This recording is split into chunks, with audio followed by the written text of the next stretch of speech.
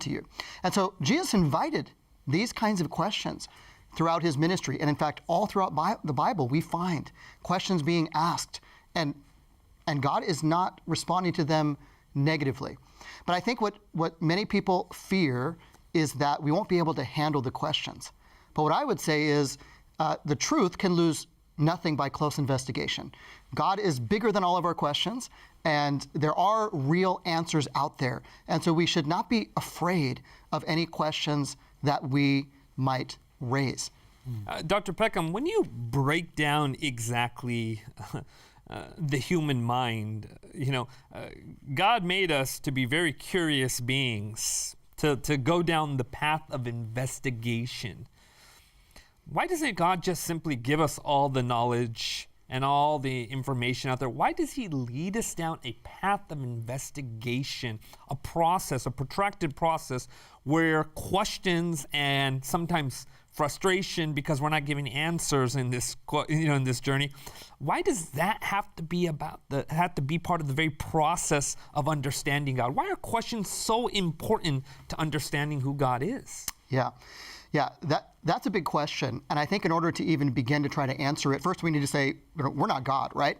And so this is also one of the questions we're going to say, well, God has answers, and we can't even begin to fathom all the reasons for why God operates the way that he operates. But I think we can say at least a couple of things, at least based on what the Bible says. First of all, the Bible is very clear that we live in a fallen world. The world is not the way it is supposed to be. Because sin and evil have entered the world, there is a distance between God and us that God doesn't want to be there. And a big part of what God is doing throughout the entire story of the Bible is to shrink that gap through the work of Christ and through the atonement. And so it wouldn't be this way, there wouldn't be this separation if it wasn't for the sin and evil that has come into the world.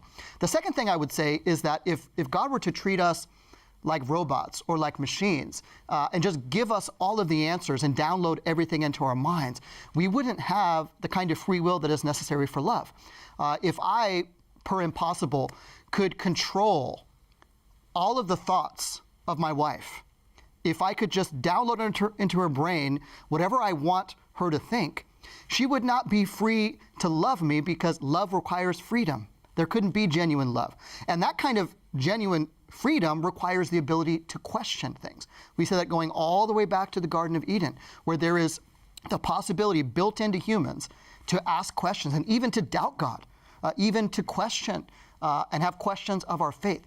And so that is built in to the nature of love. And God is love. So as far as I can see, it couldn't be otherwise. If God's going to create a world, a universe in which creatures are free to love him, there's going to be the possibility of doubt. That leads to questions, and that's going to involve a journey, particularly in the kind of world that we live in, where there is darkness in our world because of sin. God is working to rescue us from that darkness. But in the meantime, sometimes we can't see more than a few steps ahead.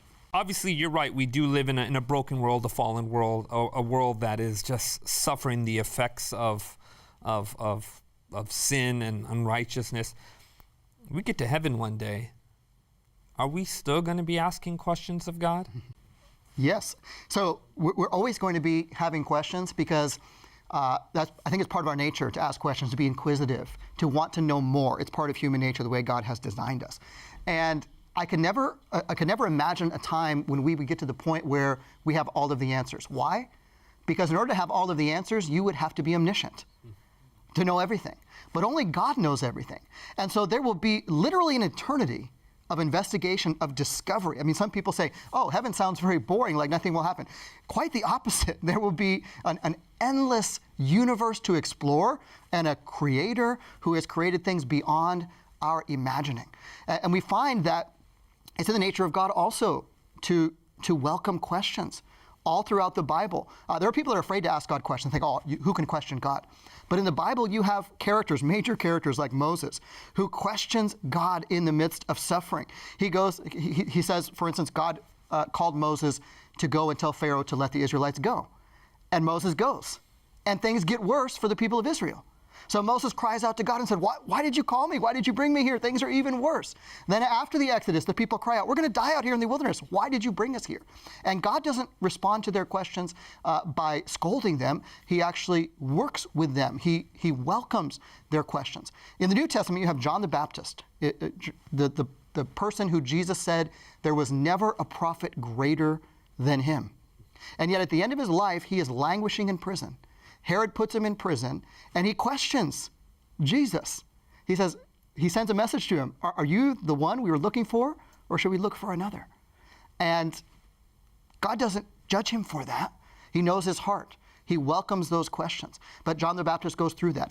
And supremely, I think the greatest question in the Bible is on the lips of Jesus himself, where he is hanging on the cross, and he cries out, my God, why have you forsaken me? Now that's really fascinating. You just opened up another can of worms. Lots of questions here. You just talked about when Jesus was on the cross, and here's the Messiah, here's the Son of God, here's God incarnate, and he is been led to the cross, and he understands the plan of salvation better than anyone. He understands the Father better than anyone. Mm-hmm. Why did he, on the cross, ask God this very question, why God have you forsaken me? It seems kind of strange when, you have Jesus, who is the light of the world, asking this very question in this moment of pain and suffering on the cross. Why did he question God on the cross? Yeah. Here we need to recognize, first of all, that the Father had not forsaken him. He had not been forsaken of God. He asked this question, though, because in his humanity, he is going through suffering beyond anything that we can imagine. And even before he's on the cross, if you go back in the Gospels, you read about Christ praying in Gethsemane. He prays to the Father. He says, if it is possible, let this cup pass from me. And this cup was the suffering. If there's any other way to save the world, let me not have to go through this. But then he says, not my will, but your will be done. And the book of Hebrews says it was for the joy set before him that he endured the cross. It wasn't something he wanted, but he wanted something greater, and that was to save the world. And this was the only way to save the world. So as Jesus is hanging on that cross, he can't see through the darkness. He has all the sins, all the weight of the sins of the world on his shoulders. And so he's crying out to God. But that question actually is not a question original to Jesus. He is quoting in that question from one of the Psalms of Lament. Psalm 22, and it's a major genre in the Psalms, of lament psalms, people crying out to God, why have you done this? It's in the Bible, which tells us it's okay to lament. It's okay to ask questions. And Jesus quotes this psalm, Psalm 22, which begins with these words, my God, why have you forsaken me? But the end of that psalm actually ends in triumph. It's actually a psalm of lament that also recognizes faith. So Jesus is questioning not in a way that he lost his faith in the Father. He's actually quoting from a psalm of lament and pouring out his heart of what he is going through, that only the Father can carry him through. And he also has faith that he will carry him through, even though he can't see it experientially at the moment, in the moment of the greatest darkness possible. What you're describing is really fascinating, because even Jesus, in the midst of suffering, quoting from Psalm 22, why God have you forsaken me, tells us something about the nature of suffering. Inherent to suffering is the question to God, why? Yes. Why is this happening? Yes. And the very fact that Jesus himself entered into that very experience tells us how much he took on humanity. Yes. That he himself cried out, why? Yes. Why is this happening? Yes. Why does the human heart crave answers in the midst of suffering? I think in the midst of suffering, everyone needs something to hold on to. We all want answers to life's ultimate questions. And it's not just the question of suffering. We have all these big questions that are very difficult to answer. What's the meaning of life? What is my purpose? But I think in the midst of suffering, when we're going through evil, that's when the rubber hits the road, maybe in the strongest way. Like, is everything meaningless? Does anything really matter? Is there really a God? And I think that we need to recognize at this juncture, when we're asking these questions, that, as you said, Jesus himself modeled this for us already as our example. And Jesus himself is the ultimate figure in a long lines of figures in the Bible of people who went through undeserved suffering. And one of the greatest examples is Job. He goes through all of this undeserved suffering, so much that he cries out to God and questions God and says, God, you've been cruel to me. I wish I was never born. And finally, at the end of the book, a number of events happen, but he has a conversation with God. And God doesn't scold him. God says that Job did not, he says of Job's friends, they spoke what was not right of me, because they all said, oh, this must be happening to you, Job, because you deserve it, because you've done something wrong. You've done something that God is judging you for. Job knew that wasn't the answer. He hadn't done anything to deserve this. And at the end, God says they had spoken what was not right of him, but of God. But he doesn't say the same thing of Job. But what he does say to Job is he says, who are you? Right? Were you there when I created the world? Who is this in Job 38? God says, who is this who darkens counsel with words without knowledge? And in one translation of that verse, it says, why do you talk so much when you know so little? And in that encounter, Job recognizes how little he knows. And he actually says, I spoke of things that I did not understand, things too wonderful for me. And so there's always a point where we have to recognize that God is bigger than our questions. And when we're suffering and asking the deepest questions, one thing we can hold on to is that when we suffer, God suffers with us, whenever anyone suffers. When my son, he was 5 at the time, he broke his arm, I would have rather broken my arm. And I think he recovered from that sooner than my wife and I did, not just physically, but emotionally. But it's even more so with God, because all of us are God's children. And he loves us more than we can possibly imagine. And whenever we suffer, he suffers with us. And when it seems like God is the farthest from us, he's actually the closest to us. And in the end, in the new earth, we will be able to see that, see the end from the beginning, and recognize God was with us, just as he was with Christ on the cross. Now, what you're describing is it's very interesting, because a lot of the questions that you see in the Bible, I mean, there are people who are very inquisitive, and then there are people who are very skeptical, right? When do questions, according to you, when do questions no longer have any benefit to us? Yeah. Probably most of us have heard the saying, there's no such thing as a bad question. And I think that saying is true if the question is asked in a spirit of actually seeking the answer. I think a question becomes a problem when it's used as a weapon. Okay? So God is always big enough to handle all of our questions. It'd be silly to say, I'm not going to raise my question with God that's in my mind. He already knows what's in your mind, right? He already knows if you're questioning. So there's no point in trying to withhold that from him, right? You can bring it to him. He's got big shoulders, so to speak. He can handle all of our questions. But to try to hide it from him is kind of like playing hide and seek with my son when he was young. And he'd hide behind a tree and be like, "Oh, Daddy, you can't see me," but I can see him, right?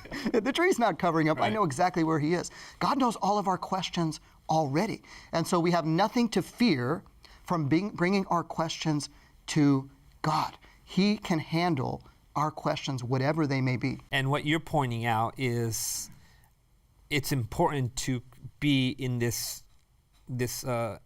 evaluation of our own motives behind the questions. Are we genuinely interested in the answer? Yes. And when the answer comes, are we prepared to accept that answer, whatever it may be, right? That's right. So you can wrestle with God, even as Jacob wrestled with God in Genesis.